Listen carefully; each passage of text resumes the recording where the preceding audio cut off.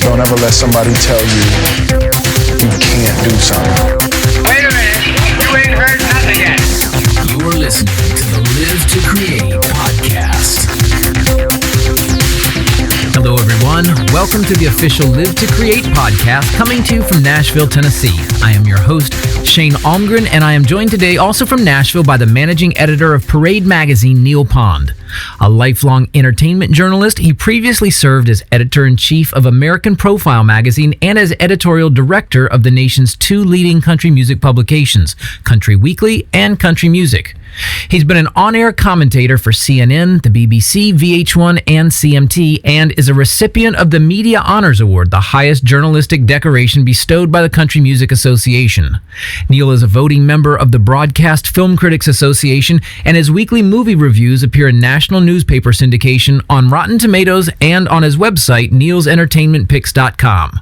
When he's not wearing his magazine or movie hats, he plays drums in the 80s cover band Max Headroom, along with yours truly. Well, Neil, Mr. Pond, thank you so much for joining me on the show today. It's great to have you here. My pleasure, Shane. Nice to speak with you. You're usually on the other end of these. You've been doing this for, how many years? Well, I have been a writer, an editor, an entertainment journalist, pretty much all my professional life, ever since I got out of college, way back in the late 1970s, 1979 to be exact. Did you go for journalism? I studied photojournalism, so my background had a little bit of both newspaper journalism and at the time sort of an emphasis in newspaper photography, news photography, and it all kind of came together in a photojournalism degree and with a minor in English. And when I got out of school, I was thinking I would go into newspaper work, but it ended up being into magazines. And in a magazine that happened to be a country music magazine, and that kind of set the course for me for the next couple of decades as a country music journalist, which gradually sort of morphed into more of mainstream entertainment and sort of became where I am today. What was the very first story that you covered professionally? The very first thing that I did professionally was for that very first magazine job I had when I got out of college. I went to Canada, out of Nashville, to do a cover story on Conway Twitty and Loretta Lynn, who were touring together at the time, and that's just one of the quirks of entertainment, I guess, both of whom were based in Nashville, but for the deadline of the magazine, they were going to be available in Calgary, Alberta, and so you three Nashvillians converged in Calgary. The three of us got together in Calgary, Alberta, and the thing I remember most about that is that I flew, it was so long ago, I flew on an airline that no longer even exists, and they lost my luggage. It wasn't the first time I'd been on an airplane, but it was the very first time I had flown, certainly for any sort of business purpose, but they lost my luggage completely. It wasn't even the sort of thing where it showed up later. It's like it just vanished. Poof. It didn't show up in Calgary. It didn't show up in Nashville when I got back. It was just gone. And so it was not exactly an auspicious sort of debut for me as a globe-trotting journalist. I go from the South to the frigid North, and I end up without any of my stuff to do a cover story for a magazine, and I end up having to buy everything. I think I did carry on, because that's back in an era when you could carry stuff on a plane, so I probably did have my camera and my tape recorder, but everything else was gone, and it never showed up again. So that was my first story. Did you get a good story out of it at least? Yeah, I did. I do remember that I misspelled a person's name in the story, and it was the way Conway Twitty pronounced the name. Pronounced the name. He pronounced the name. Pronounced it, did it wrong. He said it wrong, and of course this points out the way technology changes things. This was a time and a decade before the internet, and you couldn't go online and you couldn't look something up, and today you easily could. But he gave the name of a booking agent that was responsible for bringing him to Canada many years ago. Conway Twitty had a very interesting story because he toured Canada earlier in his career when he was a rockabilly artist, and he toured with a group of musicians with Ronnie Hawkins and a group of musicians that went on to become Bob Dylan's band, which went on to become The Band with Rick Danko and Lamont Helm and all of those guys, and a lot of those were Canadian cats with Canadian roots and toured a lot in Canada, and Conway Twitty knew all of them. And anyway, he gave the name of a fella, and I completely mangled this name because of the way Conway said it. And today you would have gone online and put that name in there, and instantly it would have come up with the right spelling. But anyway, I got a call from a reader who said, "Man, how could you not have known that guy's name was not Harold Cutlass instead of Harlow Cutlass?" and I everybody said, knows that, Neil. Yeah, when Conway pronounced it, it was Harlow Cutlass. It wasn't Harold Cutlass. If you can wear rhinestones and get away with it, then I think you should get to pronounce names however you want. Well, Conway Twitty was an interesting cat because he was almost as big as Elvis for a while. If you watch the musical Bye Bye Birdie, Conrad Birdie was molded on Conway Twitty. The name is even taken from Conway Twitty, Conrad Birdie, and I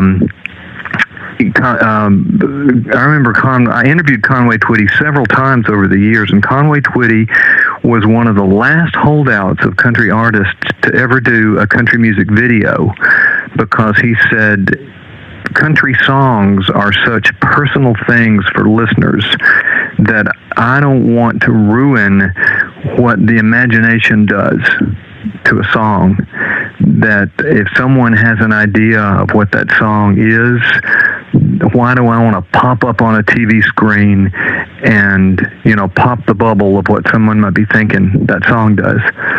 But do you agree with that assessment? Well, there's something to be said for that, but my goodness, that bull is already out of the barn. I guess there's no way of going back. And even Conway, eventually relented and went on to do music videos. And I think that music is much richer for the interpretation that the videos have done to them through the artistry of music video.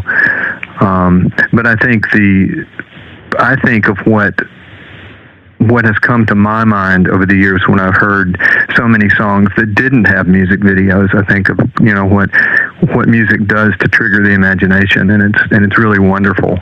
So I know that if there were a certain music video in existence for so many of those songs, that's what I would have thought of instead. So I'm glad I have the memory of certain songs without a video. So I think what he said it has some validity to it. Is Calgary the furthest you've traveled for a story? No, I went to the the Riviera with the Oak Ridge Boys one time to do a story. They had been asked to represent America, the United States, at the opening of a big new art center in the Riviera, and they asked a little handful of journalists from country music magazines to go with them. I think there were 3 of us. So we hopped over there with the Oaks, and this would have been back in the 80s, and I forget what the name of this place was, but that was kind of interesting. This was back when the Oaks they were like the hottest vocal group in country music. You know, they had Elvira and American Made, and American Made was a really big song for them because it just sort of screamed, you know, America. And so they were invited to come over there and represent American music.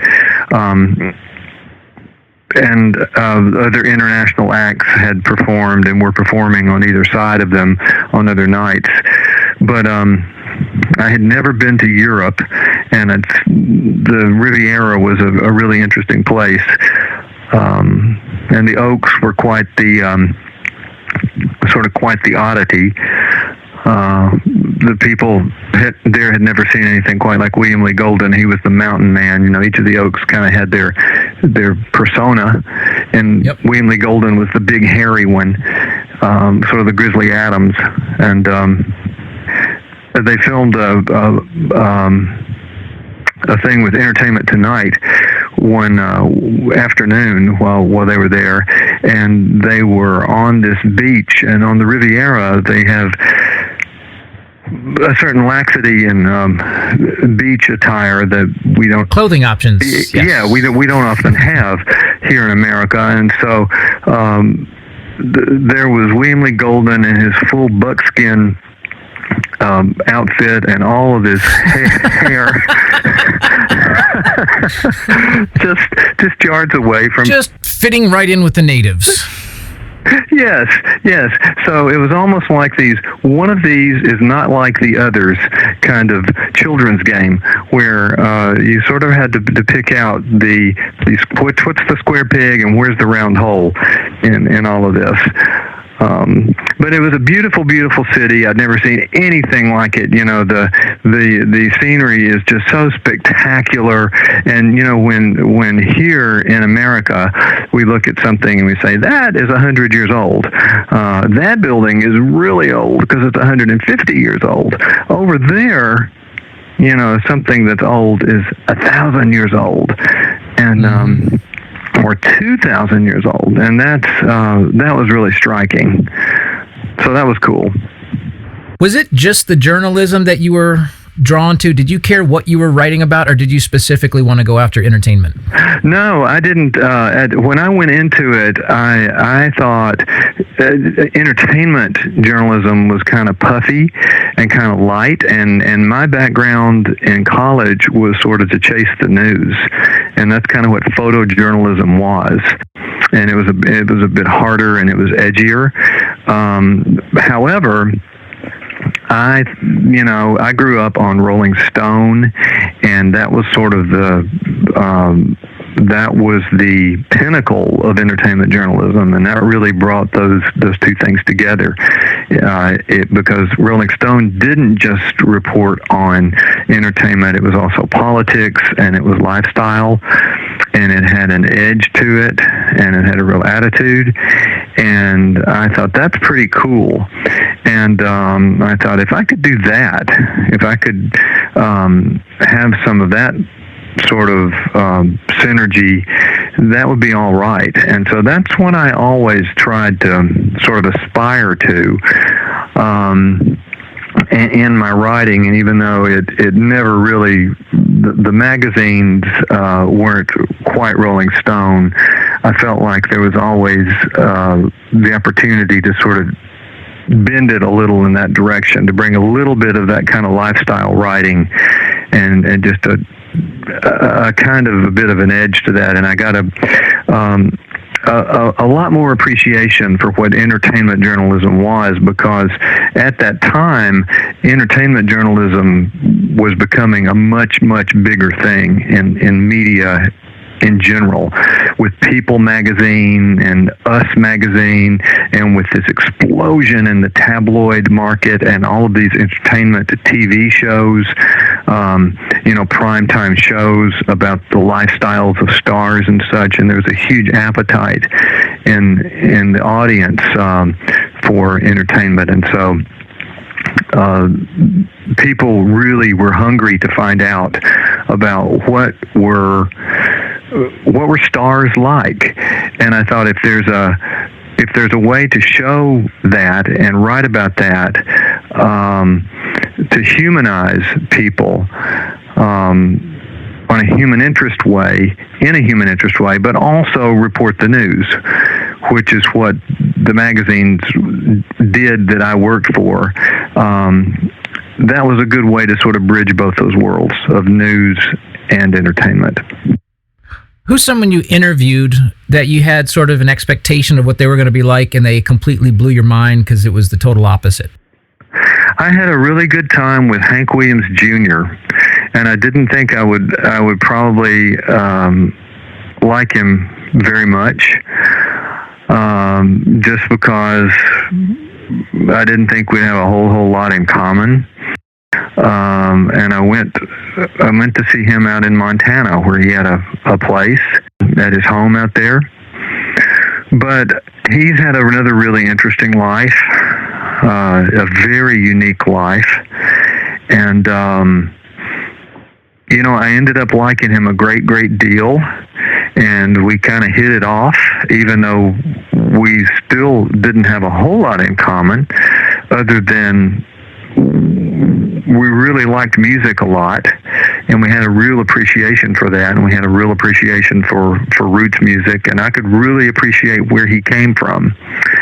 And we sort of found out we talked the same language.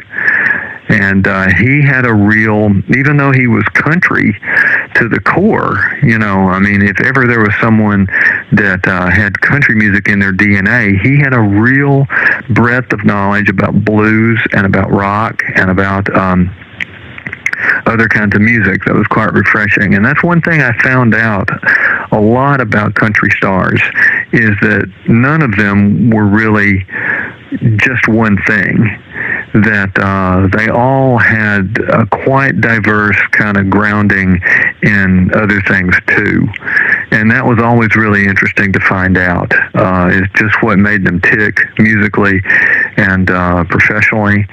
And it was always interesting to sit down and talk with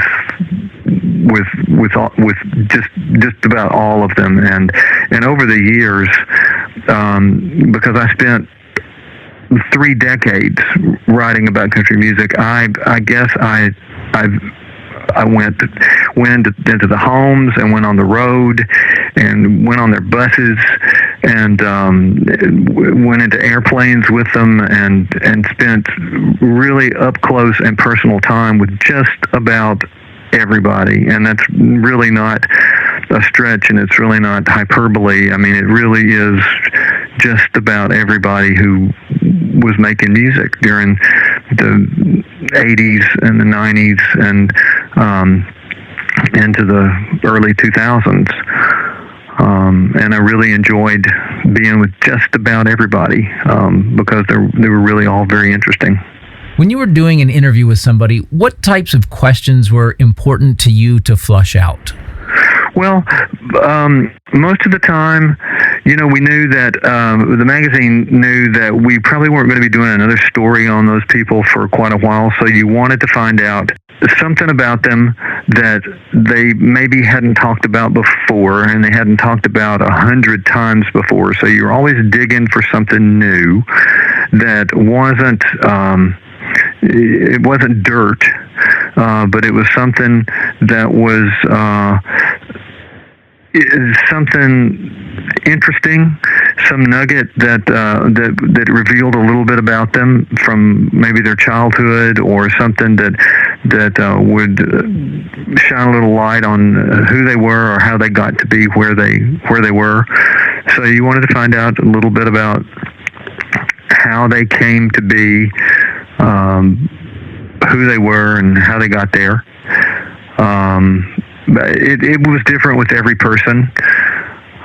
Sometimes it was more specific to what kind of project they were working on, but most of the time it was sort of let's just talk about how you got here and what makes you tick.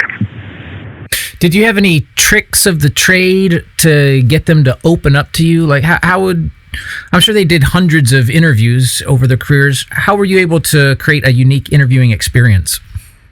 It takes time, for one thing, and that's why I always would try to ask for as much time as possible.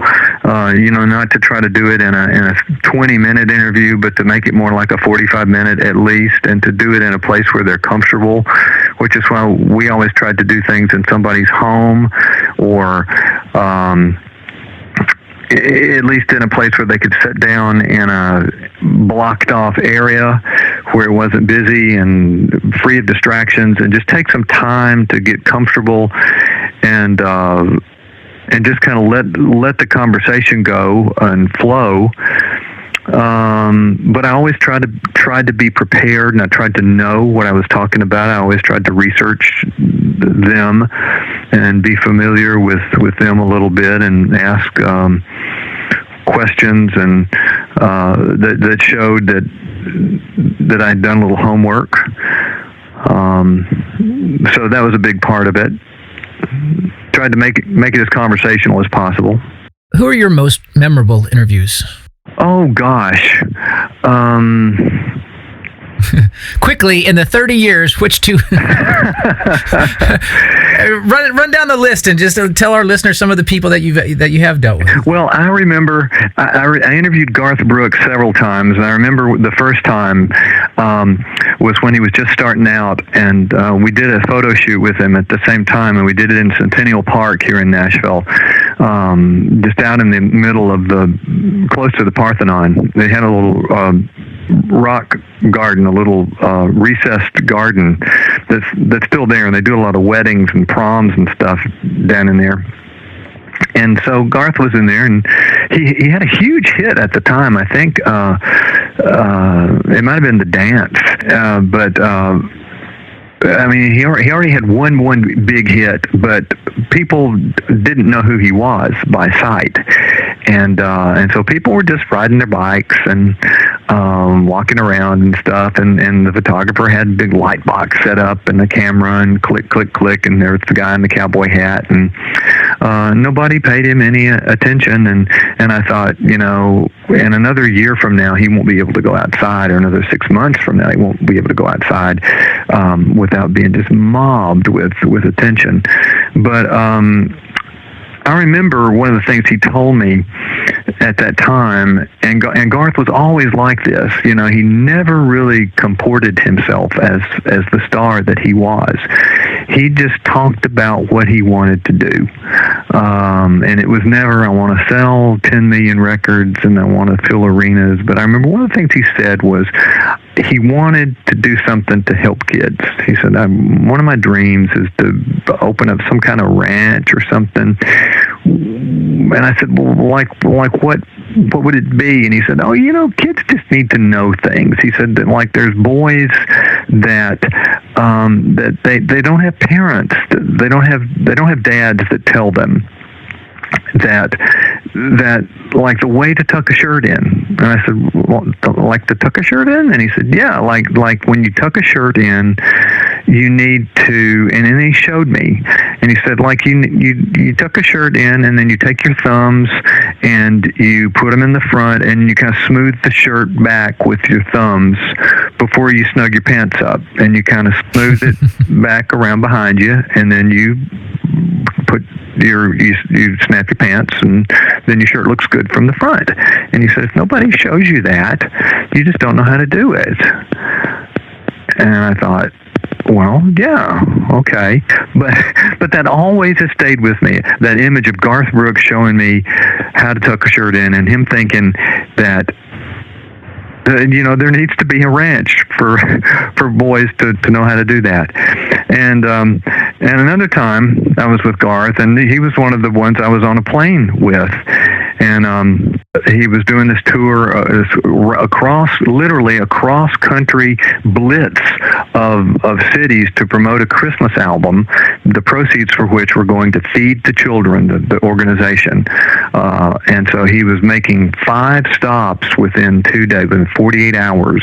And we were sleeping on the plane, and again, he had like 3 or 4 different journalists and TV crews that were going with him. And every stop of this plane, Garth would get off and carry his own luggage. Just one of the people, Entertainment Tonight, was there with him. So we were in the plane, back in the back of the plane, getting ready to come off on the tarmac, and all of the local press was down there. And we're in the back of the plane, and Garth is changing. This was a plane that Garth had chartered, and it was one of it's like a modified 747 that basketball teams used to go to their tournaments and stuff in. It was like the nicest kind of plane you could possibly have. So it was really, really special. And so in the back was an area where you could go back and lounge and stuff. But I was back there with Garth, and he was changing out of his sweatsuit into his Garth clothes. And what do you think he was doing? He was doing that thing where you put on your jeans and your shirt and smoothing his pants out. And I told him, I said, well, I got the lead to my story now. Garth Brooks takes off his sweatpants, and he says, oh, so you're going to write that you saw Garth with no pants on. And I said, well, he said, well, if you do that, just be kind. There's so much more to the story. Yes.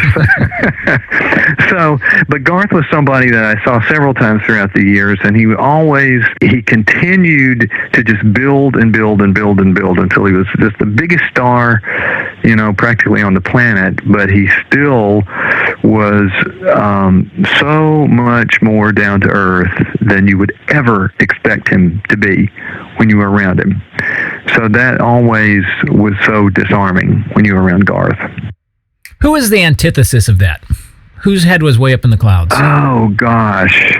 I don't know. With country stars, it's almost like they all were just so kind of normal. I can't think of anybody that really had the really big head and the really big ego, although I'm sure some of them must have. Of all the different genres, country music, I guess, does strike me as the one where that would be most applicable, just because the message of the music, it's about home and family and good old boys, as opposed to the outlandish rock or pop acts that have these really fabricated personas. Yeah, so many of the country stars, and this is especially true a generation or two ago, they came from such humble beginnings that, they were genuinely humble people. And, that's probably changed now because there's been a great leavening of entertainment, and so many people singing country music now have grown up on MTV and grown up on entertainment and grown up in so many ways that aren't the way people grew up, 30 years ago and 40 years ago, in a rural sort of situation. So, but for the most part, when I was interviewing country stars, they were really pretty down to earth people that were really sort of humbled by what success had done for them and had allowed them to do. You ever go on an interview and then get roped into some crazy escapades with your subject once the interview was over? Or would that have been not professional? I had some interesting times with stars. I think one of the first times I was ever personally offered a joint was with Willie Nelson, and that's probably not surprising. I mean, if you're ever going to try it, that's either Willie or Snoop Dogg. That's you're getting some good stuff, I guess, if Willie offers you from his stash. But that was in Willie's office. That was in Texas to do a cover story on Willie, and the very first thing he did right off the bat, he was partaking, and he just leaned over his desk and said, "You want some of this?" But I was doing a story with Tammy Wynette in her home, and she made biscuits and country ham and jam for everybody, for the photographer and all of us one morning. That was pretty cool. I went to Hawaii to do a story on Randy Travis. He had a place over there. He and his wife. That's where they went to get away, and so we thought that is an interesting place to go do a piece on Randy Travis, and it was. And they had a really interesting kind of big guest house on Maui. And one morning, I was over there, and I look out the window. I hear some clanking, and I looked out the window, and there's a guy that's not Randy Travis lifting weights in the driveway, and I looked out the window, and it's Chuck Norris. And well, of course. Yeah, I'm thinking I'm not in Kansas anymore. Chuck Norris works out in whatever driveway Chuck Norris wants to. That's true. Well, to come to find out, Chuck Norris and Randy Travis were big buddies. Chuck Norris also has a place in Maui, and Chuck Norris came in, and we all sort of had, I think, lunch together, as I recall. And Randy Travis was a big fitness buff, and they were working out together. They ended up doing some jiu-squatsu or some sort of martial arts workout together. But that was kind of interesting to watch. I thought this is a side to Randy Travis that you don't see when you listen to his music. Is him working out with Chuck Norris in Hawaii. I certainly would have never guessed that. No. So that was kind of neat. We were in your basement the other day, and that sounded creepy. I should probably clarify. We were having band rehearsal in your basement the other day, and you started telling us a story about Merle Haggard. Can you share that? Well, this was back in those early days, and I went on the road somewhere, and I think it was maybe out to Kansas to hook up with Merle Haggard to do a cover story. And I flew in and took a cab to this motel where Merle was staying. He was doing a show that night, and it had all been arranged, and went to the room where Merle was expecting me to come to, knock on the door, and he says, "Come in," and he's sitting on the edge of this bed and has his guitar out, and I mean it's just like a movie scene practically, but he's watching something on TV. I come in, and I'm the young reporter, and he's kind of intently watching this Western, and he watches it for a couple of minutes, and he says, I was almost in that movie. And I said, "Really?" And he said, "Yeah." And he watches it a couple more moments, and he said, "You can turn it off." I said, "Okay," because we had to do the interview. And I said, "Well, tell me a little about that, you almost being in that movie." And so he tells me that he migrated as a lot of people did, from the Dust Bowl out to California with his family, and he was quite a looker. And when he first got his music thing going, he had some interest from Hollywood, and he indeed was considered for the part of Billy the Kid in this Western that was on TV at the time in the motel. And he thought it was going to be too much of a conflict with his music career he was trying to get going, and so he turned it down. And I had the thought that there was a little bit of regret when he was telling it. He probably realized he couldn't do both things, and he went on, of course, to be Merle Haggard, the country music legend. But there were some country stars that had a little bit of movie success and a little bit of music success, but Merle Haggard went on to write some of the greatest songs in country music. But he never got to play Billy the Kid. probably just as well.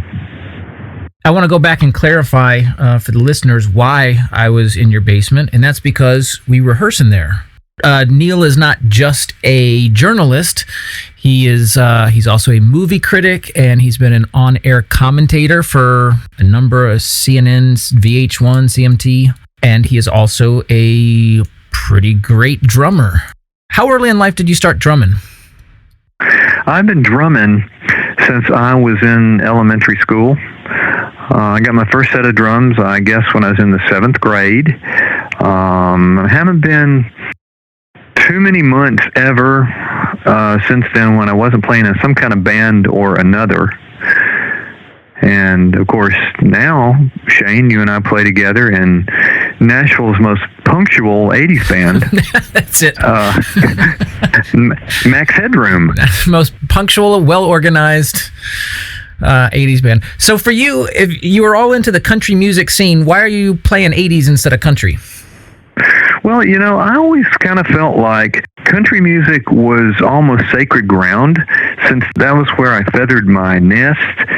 I didn't want to play that music since that was work. And if I wanted to do something avocationally, I needed to do that somewhere else, in some other sort of music for fun, because country music was work. And I also grew up with listening to other music. I never really listened to country music. I grew up on pop and rock, and so I sort of had multiple streams of music coming in, and country music never really was on full blast.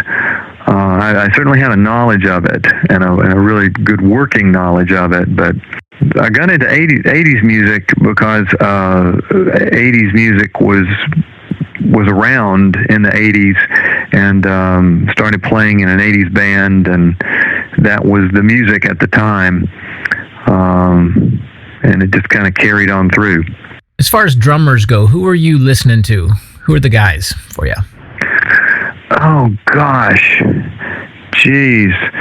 I listened to, I don't know if I listened so much to drummers as I just listened to drums. I listened to drum parts.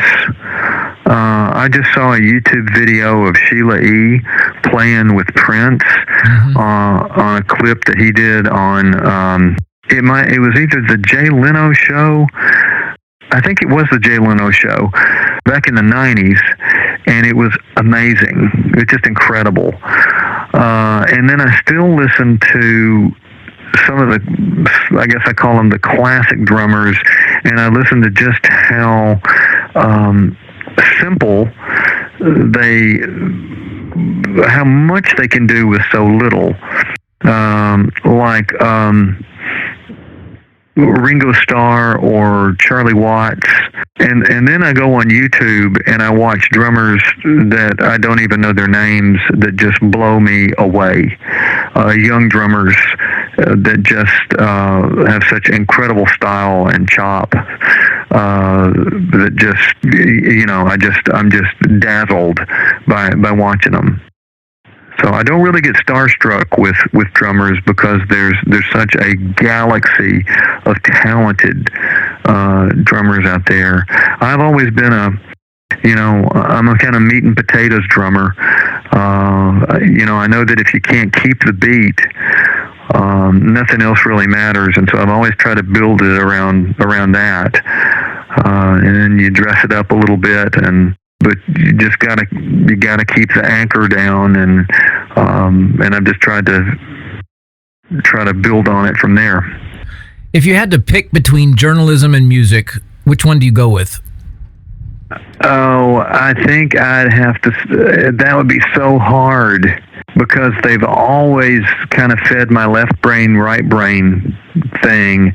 That would be such a Sophie's choice for me. You just said something really interesting that's sort of been a theme for this, and that is left brain, right brain marriage. So I will retract that question. I won't make you make a Sophie's choice.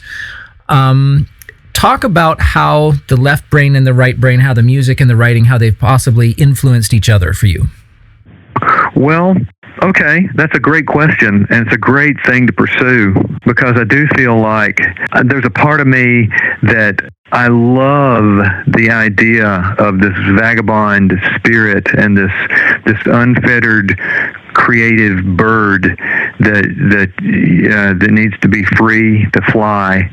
This music that can soar, and the brothers of the road and all of that just live life to the fullest.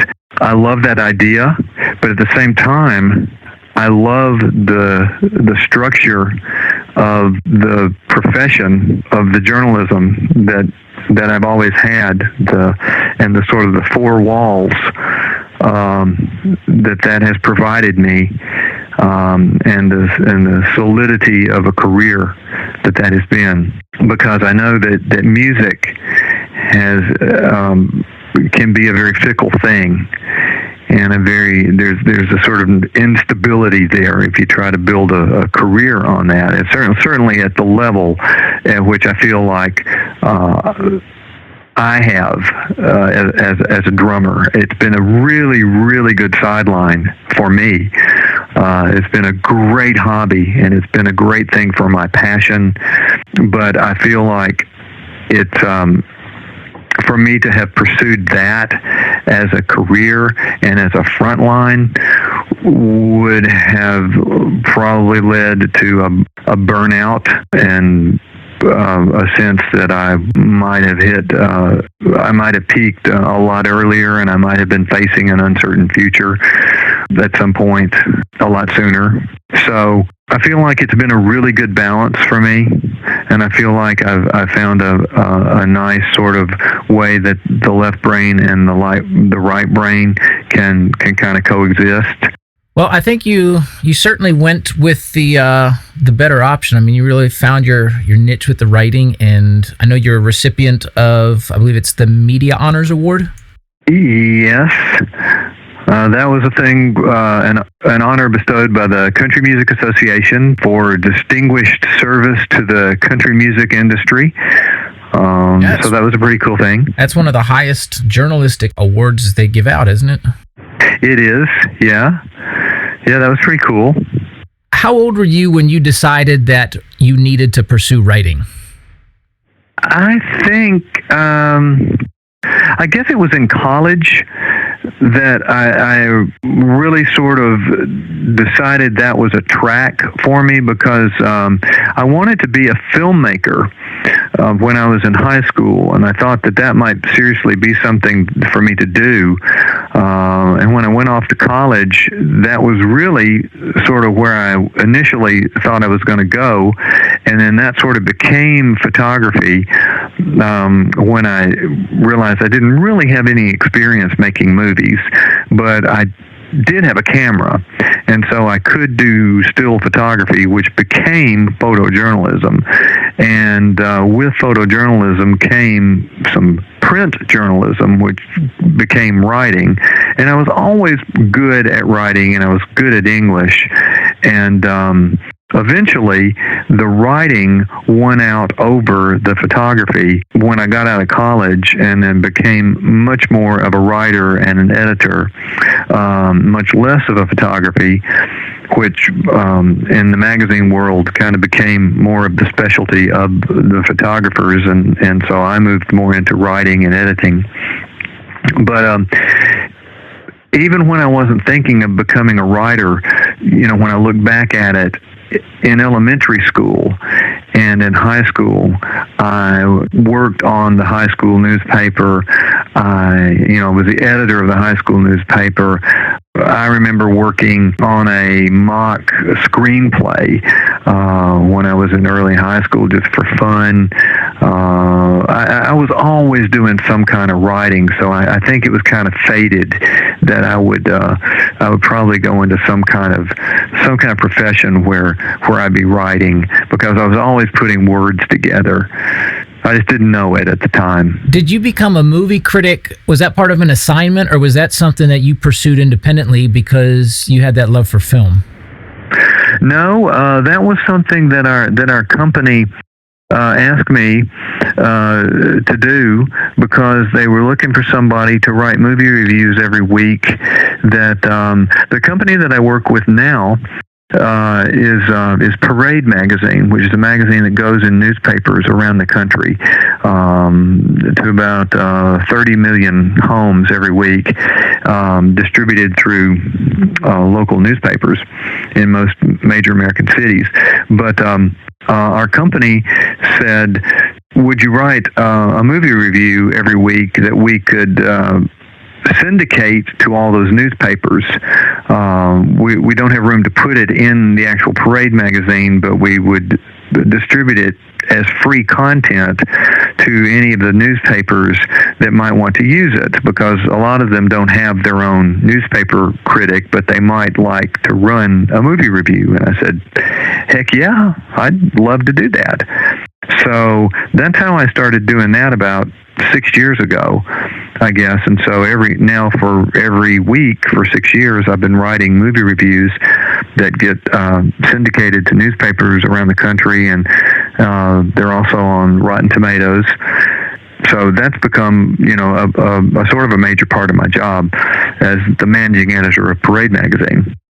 I've got a few questions about just advice for aspiring writers. I know, Stephen King famously advocated write 2,500 words a day. I guess that was probably more geared towards novelists, but were there any standards or habits or things like that you held yourself to or thought were important? For aspiring writers? Mm-hmm. Are you personally, did you have any daily habits? Try to get so many words down or so many pages down, or? Well, not as such, because I do every day. I am working so much every day with words, and I'm generally writing something or I'm editing something every day. So it's not something I'm trying to do like that. But for someone that is trying to develop any sort of a routine or get on a track to improvement or anything, one of the first things I would say is, if you want to be a better writer, be a reader, because you can learn so much about writing from reading how other people do it and trying to see the process of how other writers put words together and the different ways they express themselves, and also looking at ways that they could have said something but didn't, and trying to understand why they said it, why they wrote it that way, and looking at the different ways that different publications, the different voices that different publications have, different styles, and there's a lot you can learn about writing from just reading. And so I really encourage writers who want to get better at what they do to pay a lot of attention to what they read and to be voracious readers, because that's a big step toward understanding writing. Who were some writers that really inspired you? Well, I was a big fan of Hunter S. Thompson, because he was one of the first people that really wrote in such a participant journalistic way. I mean, that kind of journalism really was so fresh to me. It was the first writer I had ever read that, it was just so, well, gonzo is the word that was used so much for Hunter S. Thompson, and that's what it was. It was just, it was so immersive into his world that when I was in college and getting out of college, I really enjoyed reading Hunter S. Thompson. I really enjoy reading Kurt Vonnegut's works, because he had a way of saying and writing things that just expressed he just expressed it so concisely and just cut to the chase and the emotion, and just captured his mind. So his writing is kind of sacred to me, and an American classic that I keep going back to is Herman Melville's Moby-Dick, which is really a slog. I mean, my God, it's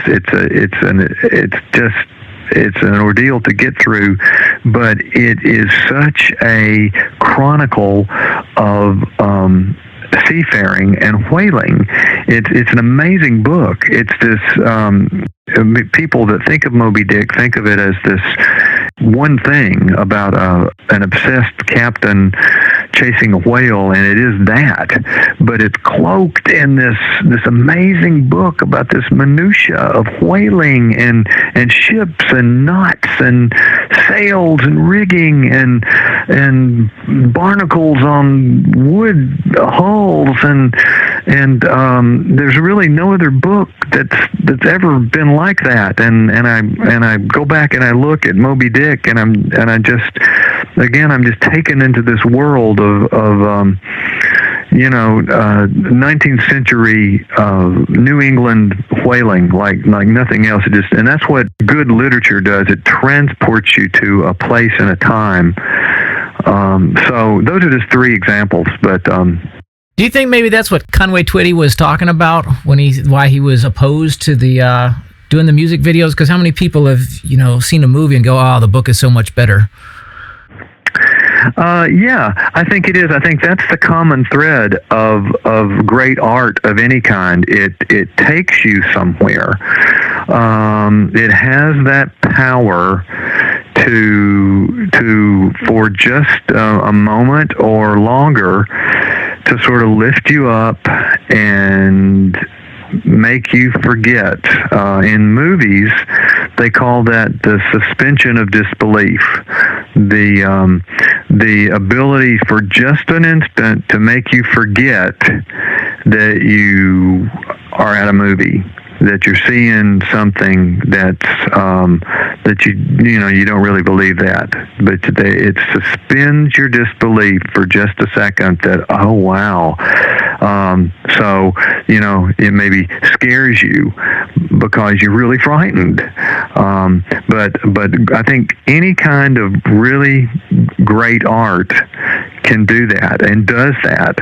So yeah, whether it's a Conway Twitty song or words on a page or an image of light on a screen or oil on a canvas, I think it can have the power to do that. Do you ever get writer's block, or are you infinitely above that? Writer's block, yeah. Generally not for long, because I had an editor, my very first editor, in fact, that said, a lead to story is just like a spot around the edge of a swimming pool. And he said, you can jump off any place. He said, just pick one and get in. So that's what I've always thought. You just got to type something in and go. And if that doesn't work, you just back up and pick another spot. And that's kind of how I've always approached writing. Now, that blank page or that blank Word document on your computer can be really intimidating. And when I know I've got something that I've got to write the next day, sometimes I go to bed thinking about it. I'll think, oh, what's my lead going to be? And just as important, what's my finish going to be? You got to think how you're going to finish something. That's one of the biggest flaws I see in a lot of stories, even a lot of assignments we get in at the magazine, is writers don't know how to finish a piece. You may know how to start it, but you gotta put a cherry on top of it. You gotta tie the knot at the end of it, and you gotta be thinking, even as you start it, how am I going to end it? How am I going to wrap it? Because it's almost got to kind of loop around. It's got to have an arc. But anyway, you got to get into it, and sometimes you just got to jump. You can always back up and start again, but the hardest part is not always the beginning. Sometimes the hardest part is the ending. But you sometimes it's really not a bad analogy to think of jumping in a pool, because you know how intimidating it can be, especially if the water's cold. But once you get in, it's not so bad. That's kind of what writing is like. Once you get into it, you feel like now I can kind of paddle around, but it's just jumping in that's hard. What's the best piece of advice you've got for, say, a college kid who comes to you and says they want to do what you're doing? What do you tell them to help get them there? I would say start writing and start a blog. Get something out there that people can see. But first of all, make sure it's good. Don't just throw up on the page. Get input from people that you trust. Start reading a lot. Find people that you like, that you respect, and see what it is that works about what they do. Don't copy them, but see what you can learn from them. See what it is about them that inspires you. And then start writing. And if you can, get published and build on that. Find local publications, local newspapers, and be willing to work for free, to write for free, just to build yourself up, and start at the bottom and work up from that. Okay, the follow-up to that last question was, if somebody came and said, I want to be a writer, and you were trying to dissuade them, what cautionary tales would you give them? Well, there's a lot of people who want to write and think they can write, but it's not as easy as it seems. There's a lot more people who can write than there are jobs for people who can write. So be aware of that. However, like a lot of things, the cream tends to rise to the top, and if it's really something you love doing, hang with it and keep at it. And you may have to do it while you do something else. You may have to do it on the side, but if you keep cracking at it and you keep plugging at it, maybe a position that would be your dream job is going to be there for you. So don't give up on it. That seems to be a pervading theme so far with all of these, is don't quit, don't give up, persevere. Yeah, because if you do, then it's just gone. If you let it go, it's not going to come back. I think you find a lot of people who are kind of keeping the fires burning, doing other things, whether or not they consider it dual careers or just passion projects. I think there's a lot of that, and I think that's what feeds a lot of people, feeds a lot of us, because I think life is pretty, it can be pretty mundane, and it can also be pretty hard for a lot of people to just pay the bills with doing one thing, and so you have to do other things. And so why can't some of those other things be things you really like? I think it's probably not true what that old saying is: do what you love and success will follow, or riches will follow. I mean, I think that's just, that sounds good, but it's probably not true, because there's a lot of people who love to do what they love and be wealthy because of it and be successful because of it. But a lot of times doing what you love won't pay the bills, and you might not be successful doing that because there's not anybody looking to hire somebody doing what you do so well. So you have to do something else. But that doesn't mean you can't still do do what you want to do and do what you do well at some other level somehow. So you can't give up on that. Well, that's a great segue into our final round of questions here. If your job only paid the bills and not a penny more, would you still continue to do it? Yeah, I'm very fortunate because I enjoy my job. I get to do something that combines the thing that I like, entertainment, with the things that I know, journalism, and it's something I've spent all my professional career honing, writing, and I get to do it in a creative environment with creative people. So the fact that it pays my bills is both a necessity and a perk. So yeah. What talent or skill do you not have that you wish you did? Oh man, I wish I knew how to dance.